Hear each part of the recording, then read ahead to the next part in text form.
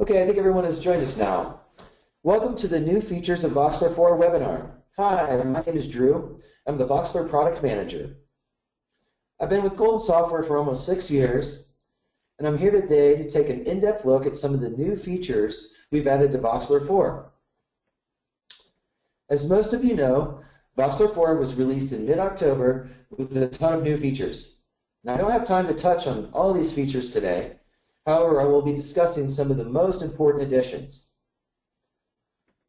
The features I'll be reviewing today are the new Scatterplot enhancements, Voxler's new Worksheet window, integrating vector data with the new vector draping functionality, and exporting graphic output modules to 3D DXF. After the discussion of each topic, I will stop for a few minutes to answer any questions. You can send your questions to the webinar host via the questions function at any time. There is a questions box on the webinar control panel under the audio section. You can type in your question and it will be sent to the webinar host, who will then forward it to me to answer. If your control panel is minimized, please click the View menu and uncheck Auto Hide the Control Panel. This webinar will also be recorded, so after the webinar is finished, a video will be available on our website at goldensoftware.com. All right, ladies and gents, let's get started. So the first item on the agenda today is to discuss the enhancements we have added to the Scatterplot module. Although the Scatterplot is not new to Voxler, we have added the following features that make this module more robust. We've added a new 3D symbol set. We have added a new method to classify or bin Scatterplot data. And we have added a new method to color map RGB values to Scatterplot points. And I'm going to show you some examples of these in just a second. So first, let's take a look at the new 3D symbol set that Voxler offers. I'm going to create a new project document by clicking File, New Project. In this project, I'm going to import some sample data from Voxler sample files by clicking File, Import. In the Import dialog, I'm going to navigate to the data and click Open. In the Data Import Options dialog, I want to accept the default settings, so I'm going to go ahead and click OK. So many of you probably noticed there's a slight difference in the data import process. I'll be discussing this in a few minutes. So let's add a Scatterplot to the data module by selecting it in the Network Manager, right-clicking, and choosing Graphics Output Scatterplot. Now that we have a nice looking Scatterplot, let's change the symbol to a 3D symbol set. In the Property Manager, I'm going to make sure the General tab is selected, and I'm going to click Next to Symbol. As you can see, there's 4 new symbol sets that have been added: 3D Cone, 3D Cube, 3D Cylinder, and 3D Sphere. I'm going to go ahead and click 3D Sphere, and you can see the Scatterplot points have now changed into spheres. You can give this a little more contrast by changing the color map. Now the 3D symbols have the same size control that the other symbol sets have, but there is also a geometric quality control. As I slide the slider back and forth, you can see the quality of these 3D symbols increases and decreases. One thing to keep in mind, that the higher the geometric quality setting, the longer it takes Voxler to draw these symbols. So if you have a lot of points, you might want to keep an eye on the geometric quality. So the next Scatterplot enhancement that I'd like to discuss today is the new method we have added to classify or bin Scatterplot points.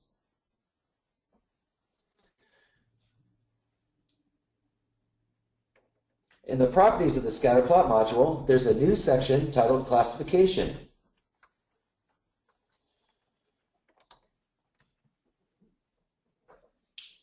If I click next to Method, I can switch this to binning. And as you can see, the scatterplots have changed color now and appear to be classified. So let's take a closer look at this by opening the class definitions by clicking the Edit Classes button in the Property Manager.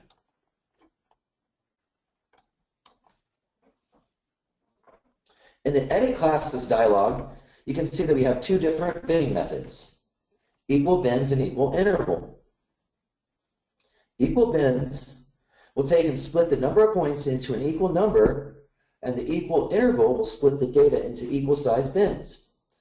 You'll be able to see this when I change the binning method. Equal bins, right here we have the same amount of points, and equal interval, class sizes are the same. There's also a number of classes controls that controls the number of bins that the data is split into. You can see when I click up and down, the classes are removed or added to this dialog. Now to edit the properties of an individual class, I can double click on the class to access the Edit Symbols dialog.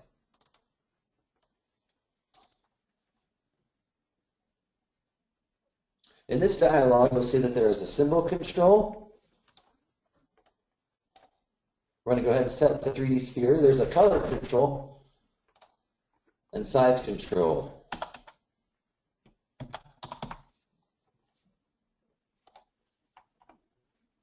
I'm going to go ahead and edit all the classes, the remaining classes, so bear with me just a second.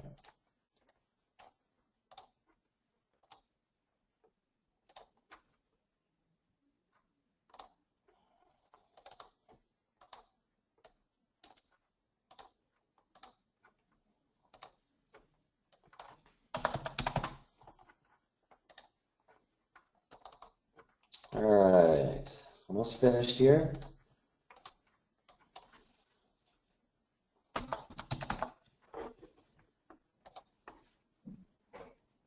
And I'm going to go ahead and click OK, so these changes take effect within the plot. Okay, great, now we can see that we have a class Scatterplot. If I add a legend to this, by clicking the Show Legend checkbox, we can see the legend corresponds with the classes.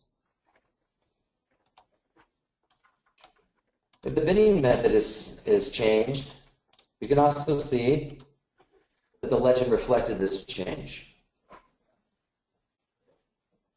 Now, before I take a break, to answer any questions about the Scatterplot enhancements, I wanted to briefly discuss color mapping RGB values to Scatterplot points. So the source data contains 3 separate columns of red, green, and blue spectral values. As commonly seen in laser scan data, Voxler can color map these values to each point. So I'm going to open up an example file here. Hold on just a sec.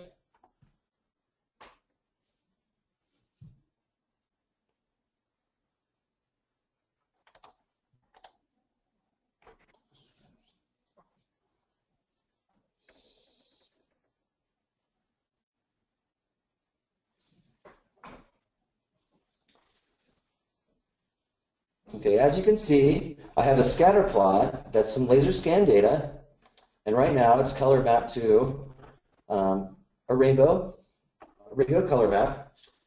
And if we view the data, the RGB data, by clicking the Edit Worksheet button, we can see that the data contains columns of X, Y, Z coordinates, and then also 3 additional columns that are R, G, and B spectral values. Now here's how to color map the RGB values to the scatter plot. So I'm going to make sure that the data source module is selected in the Network Manager. I'm going to move down to the Properties in the Property Manager. Voxler requires to have all 3 RGB columns set as component columns, so I'm going to increase the component columns to 3. And you can see this added additional components. We know that the RGB values are in columns D, E, and F, so I'm going to go ahead and set these columns.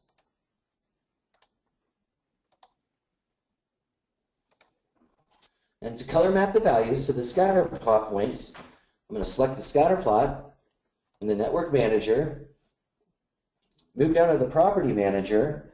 I'm going to change the color map, the color method to by RGB.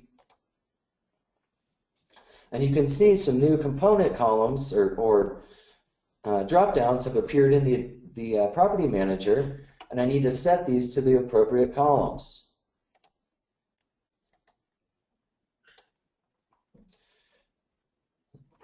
Now, to see this a little more clearly, I'm going to change the density to about 50%. And you can see how this laser scan data of this building is coming in a little more clear. And again, to 100%. And this gives us a really good laser scan. So I'm going to go ahead and take a first break here. I'm going to check with my host to see if there's any questions from the audience.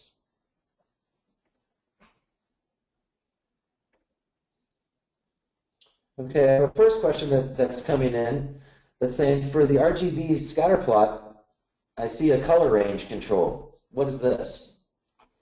Okay, I believe you're talking about this drop-down menu here. What we've done is we've added the flexibility to Voxler to accept 0 through 255 RGB values, or ones that have been normalized between 0 and 1. And so if your data is organized with 0 to 1 and normalized in this fashion, you'd be able to map the RGB values to the scatter plot.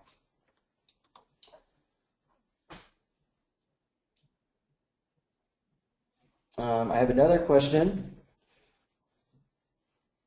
Can you do the same as in Surfer?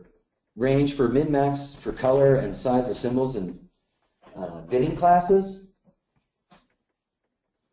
I'm not sure I understand that question fully, but let me go back to my example here.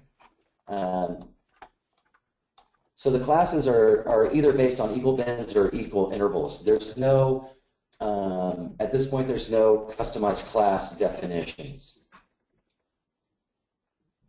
And I hope I answered your question there. If not, I can respond via email. I have another question that says, I noticed that you click the Edit Data button and you can see the data in the worksheet. Can you edit the data?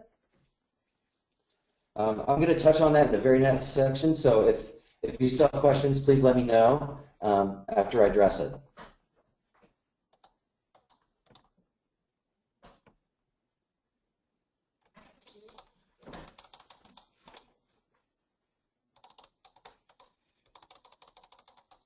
I'm going to adjust my mic here just a little bit. Please let me know if this audio is a little bit better for you guys.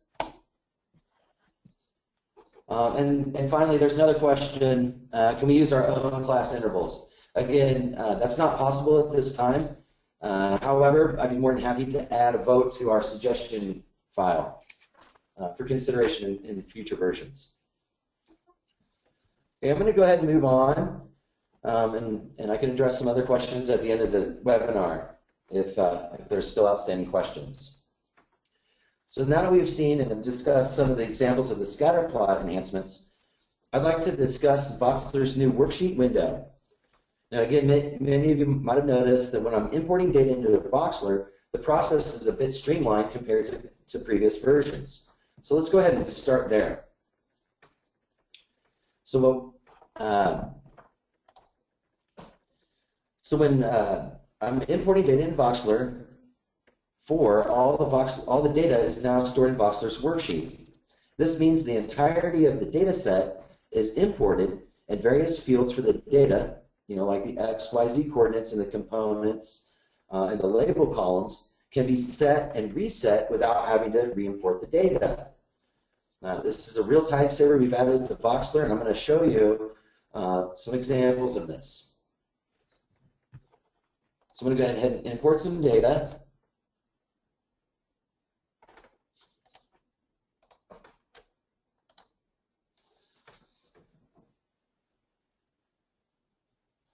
So now we see that I have some data sitting in the network manager. With the data selected, I'm going to go ahead and set the fields for the various columns here. I'm going to move down to the property manager and set the appropriate X, Y, and Z columns. As you can see, all the fields in my data here are available.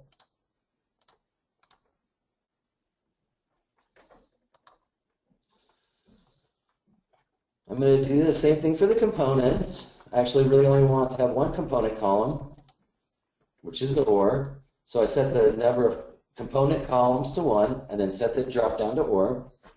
And in the labels, I still want 2 columns, but I also want to have OR and ID as my columns. Now that I have the properties for the data source module set appropriately, I'm going to attach a scatterplot by right-clicking and choosing Graphics Output Scatterplot.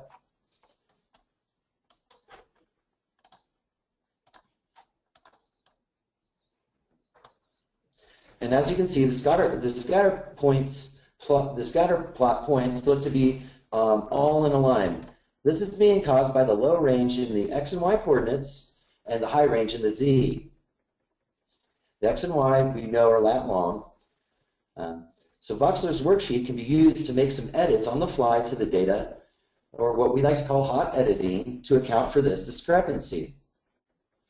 So to edit the data of the data source module, I'm going to first select it in the network manager, move to the property manager, and click the Edit Worksheet button.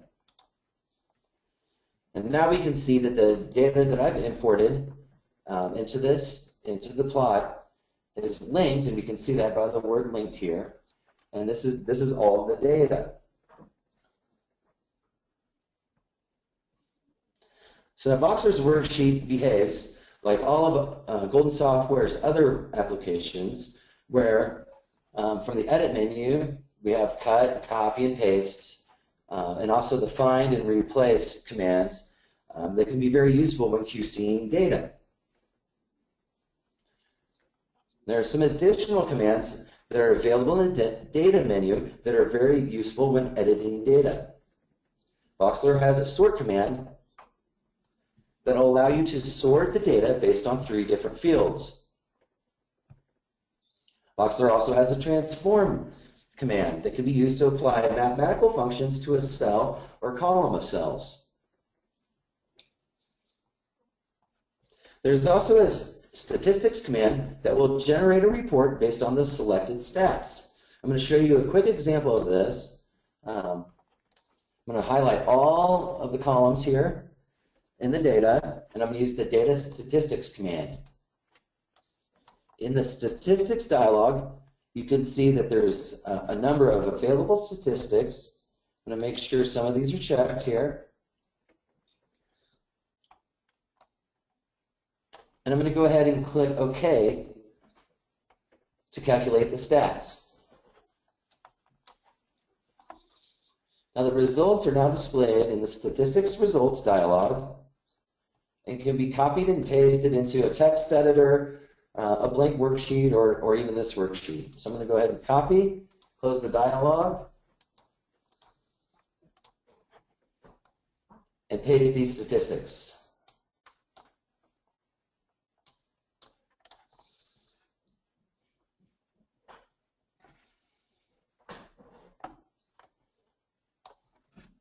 Now to take care of the X and Y coordinate issue that we were seeing with the scatter plot using lat long, and if you remember, the scatter plot is not quite rendering as expected, and it's long and skinny. And again, this is due to the range of the X and Y coordinates compared to the Z coordinates. So since we know that the X and Y coordinates are lat long, I can use the data new projected coordinates command to change the coordinates into a system that uses meters instead of decimal degrees.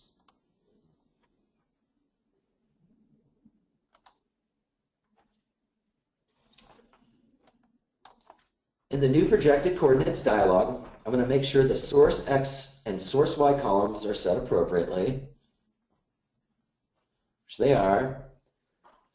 And I'm going to set the source coordinate system to WGS 84 by clicking the ellipses button. In the assigned coordinate system, I'm going to navigate through the tree until I find WGS 84, which is a geographic or a lat long system. Okay, these are in alphabetical order. World Geodetic System 1984. I'm going to go ahead and click OK. So we have the source coordinate system now, set. And for the target columns, I want to pick 2 blank columns. I and J will work.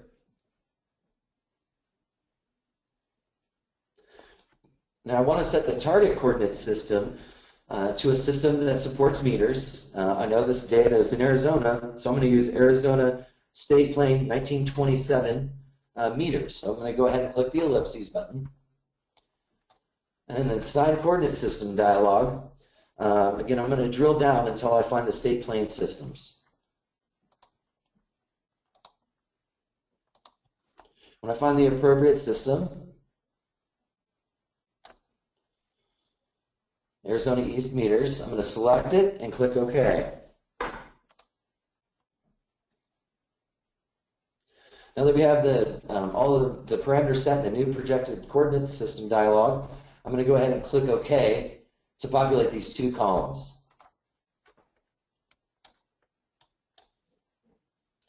Now I can tap back to the project, and since the worksheet is linked to the project, the new coordinate columns can be used for the X and Y coordinates. So again, selecting the data source module in the network manager, going to the property manager and changing the worksheet columns. So my new X column was I, and my new Y column was J. So as you can see, this is a more appropriate way to display the data, and everything's not stacked into a line. Now, before I open it back up for any audience questions, I wanted to mention that Voxler's worksheet window does not have to be linked to data within a project and can be used as a typical worksheet program by opening the data directly. So I'm going to go ahead and check with my host again and see if there's any audience questions.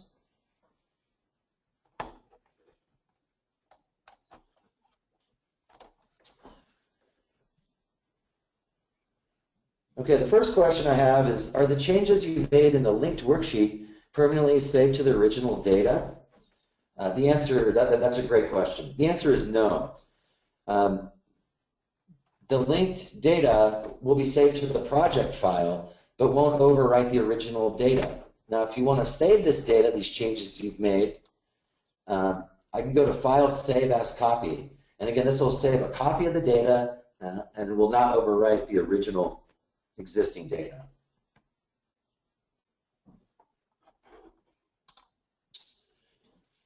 Okay, looks like I have another question.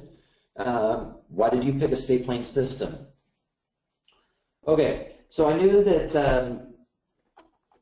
my Z column here was in meters. So trying to keep proportional units within inside of the project, I thought it would be appropriate to pick a system that used meters as the native unit. Now I could have picked UTM. I knew where this was exactly in Arizona, so I went ahead and used the state plane system. That's going to give me a 1-to-1-to-1 ratio on units, meters in X, meters in Y, and meters in Z.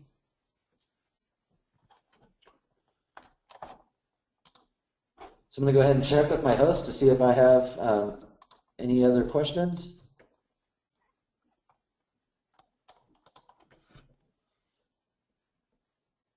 Okay, it doesn't look like we do, so I'm going to go ahead and move on.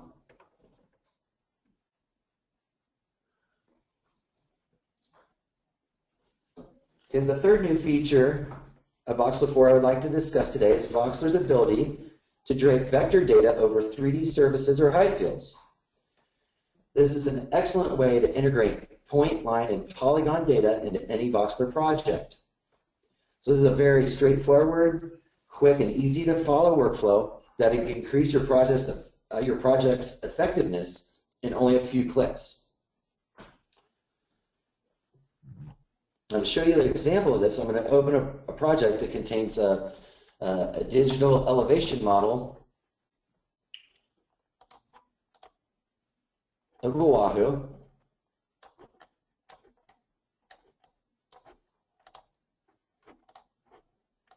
Give a little more contrast here.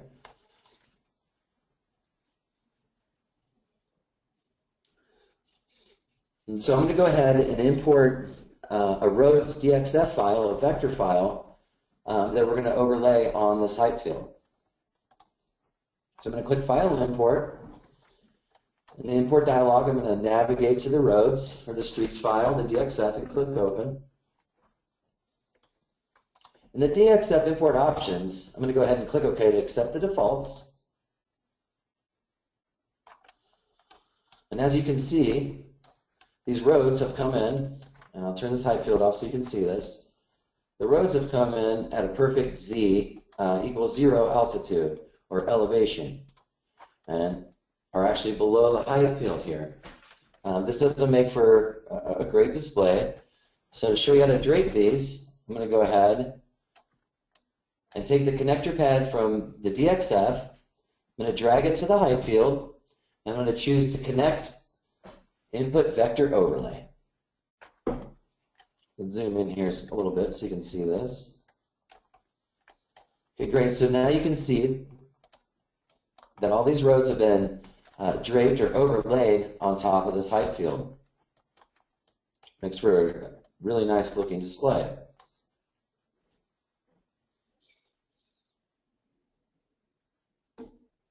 So I can change a few of the properties of this overlay by selecting the height field in the Network Manager and clicking the Vector Overlay tab, the Property Manager. The display can be toggled on and off by checking the Show checkbox. And there's also an offset control. Now what this control does is it raises or lowers depending on the value you set of the vectors compared to the height field. For example, if I put a 0 in there, you can see this is at the same elevation as the height field, and you get a little bit of stitching effect. If I go ahead and raise this offset up again to about 4, it's going to raise these vectors up ever so slightly so they're visible and you can see them, there's no stitching. We do have color control on the vector overlay.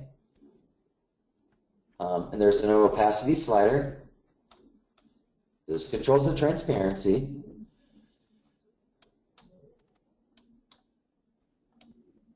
And then we also have a width control for the lines within the overlay.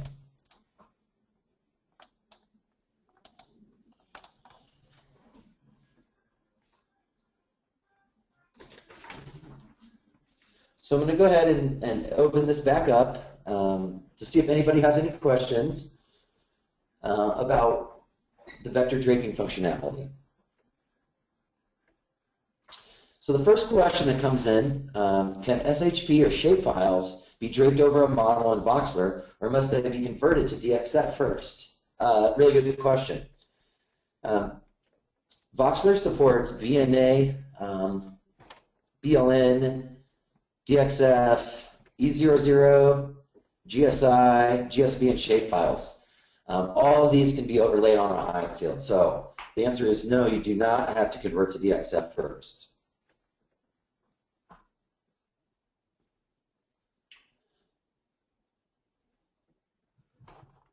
I'm going to check with my host to see if I have any other questions about vector draping. It doesn't look like it. So I'm going to go ahead and move on to the final portion of today's webinar. So if there's any unanswered questions, when I'm finished here, I can address those So finally, I'd like to discuss exporting graphic output modules to 3D DXF. We feel that this is a home run for Voxler, and it's the single most requested feature for this version.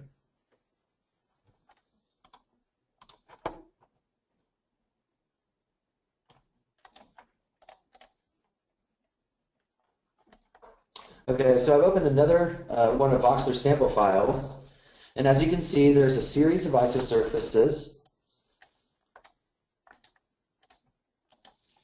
that I want to use to export to 3D DXF.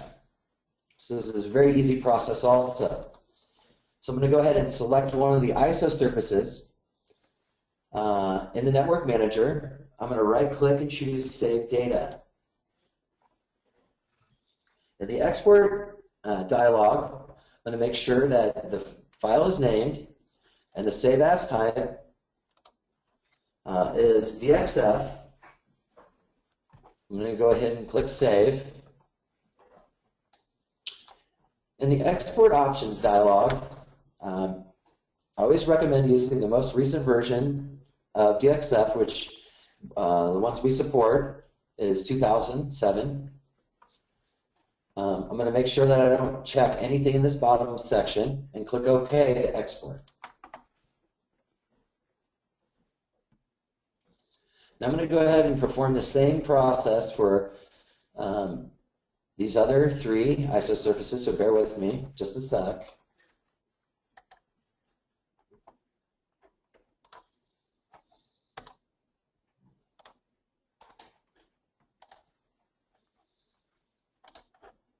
Okay, and the last one.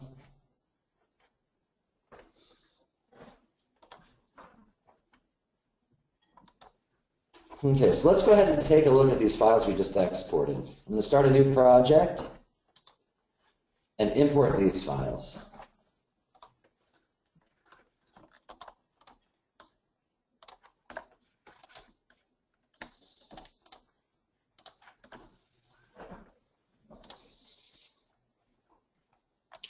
The DXF import options dialog, I'm going to go ahead and click OK to accept the defaults. And since I selected all four files at the same time to import, we'll see this dialog 4 times.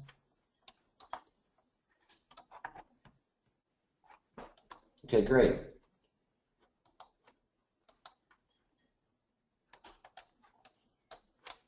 Now, as you can see, and I'll flip back to the original project, that the 3D DXF files are poly mesh faces and do retain the specific colors that were set for the isosurfaces.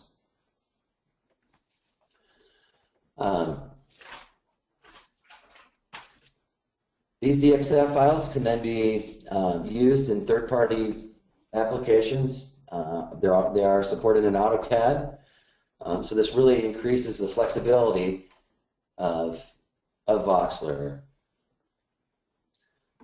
So then I'm going to go ahead and open it up to any audience questions I have. Anything out there? Does anybody have any questions about 3D DXF exporting in specific?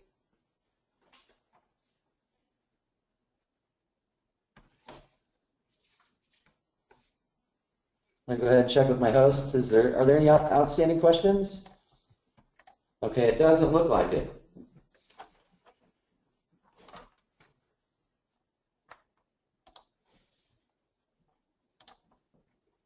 So that concludes my presentation of the new features of Voxler 4 webinar. Hopefully everybody found the information I covered today useful. If you have any additional questions on what was covered today or anything else Voxler related, please send us an email to voxlersupport@goldensoftware.com, and I'd be happy to reply.